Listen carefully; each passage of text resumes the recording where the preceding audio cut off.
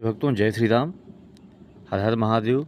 मोहिनी एकादशी का जो व्रत का जो कथा है, ये बहुत ही परम पुनीत है और इस कथा को सुनने से हमारे पिछले जन्मों के पाप भी नष्ट हो जाते हैं। आइए हम इस कथा को पढ़कर सुनाते हैं, लेकिन इस कथा को सुनते समय आप जो है एक बार कथा प्रारंभ करेंगे तो अगर बहुत जो है आवश्यक नहीं रहेगा, तो मतलब बहुत आवश्यक काम पड़ जाए तो भले आप बीच में रुक सकते हैं, अन्यथा आपको रुकना नहीं है, कथा को पूरा श्रवण करना है, तभी आप पुण्य के भागी बनेंगे। अन्यथा आधा कथा छोड़ने से पाप भी मिलता है। आइए हम इस कथा को पढ़ करके सुनाते हैं। पहले इसका महात्म जानिए। मोहिनी एकादशी का व्रत जो है वैशाख मास के शुक्ल पक्ष की एकादशी को मतलब मनाया जाता है। इस व्रत के महत्व को के बारे में कहा गया है कि इस व्रत को करने से इस जन्म के ही नहीं बल्कि पूर्व जन्मों के पापों से भी मुक्ति मिलती है। और इसकी कथा इस प्रकार है। प्यारे भक्तजनों, युधिष्ठिर जी ने पूछा कि श्री कृष्ण भगवान से कि हे जनार्दन, वैशाख मास के शुक्ल पक्ष में कौन सी एकादशी होती है, उसका क्या फल है और उसके लिए क्या नियम है।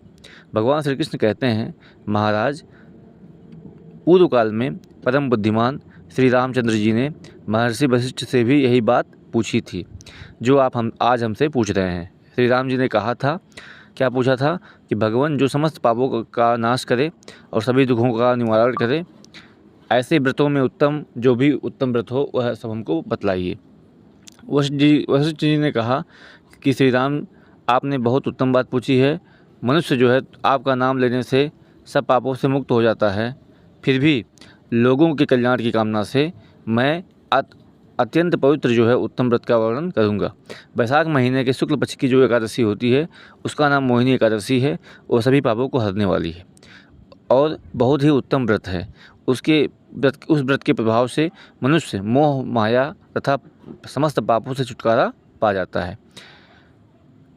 आइए इस कथा में आगे आता है कि सरस्वती नदी के तट पर भद्रावती नाम का एक सुंदर नगरी है। वहाँ पर द्युतिमान नाम का एक राजा था जो कि चंद्रवंश में उत्पन्न हुए थे। वह उन्हीं के नगर में एक वैश्य रहते थे जो बहुत ही धनी थे और समृद्धशाली थे। उनका नाम था धनपाल। वह सदा ही पुण्य कर्म में लगा रहता था।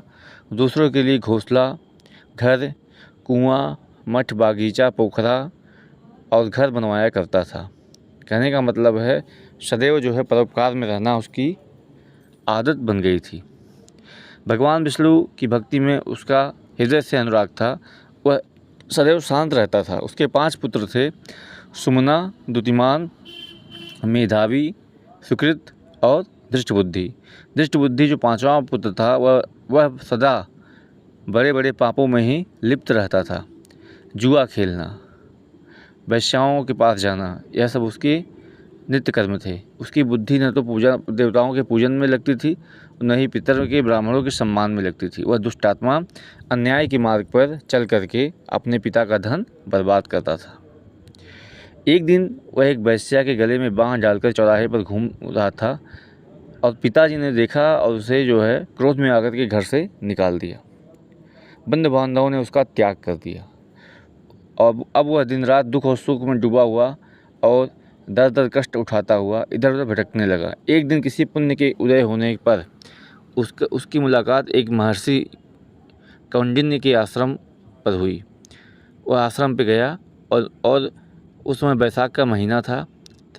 तपस्वी जो कौंडिन्य मुनि थे वो गंगा जी का में स्नान करके आए थे और धृष्टबुद्धि शोक के भाव से पीड़ित होकर के उनके चरणों में गिर पड़ा और हाथ जोड़ करके पूछा, हे ब्राह्मण, हमारे पर दया करके ऐसा कोई व्रत बताइए जिससे कि हमारा भी कष्ट दूर हो जाए।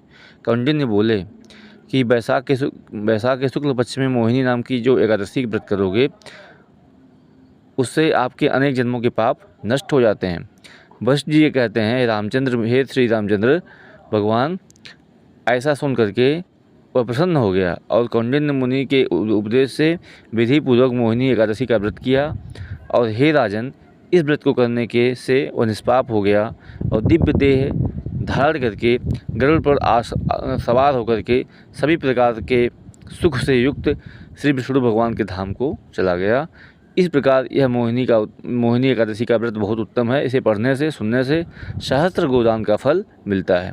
आप सभी इस कमेंट में जय श्रीमन नारायण अवश्य लिखेंगे और इसको लाइक, सब्सक्राइब अवश्य करेंगे। जय श्री राधे, शेयर अवश्य करेंगे।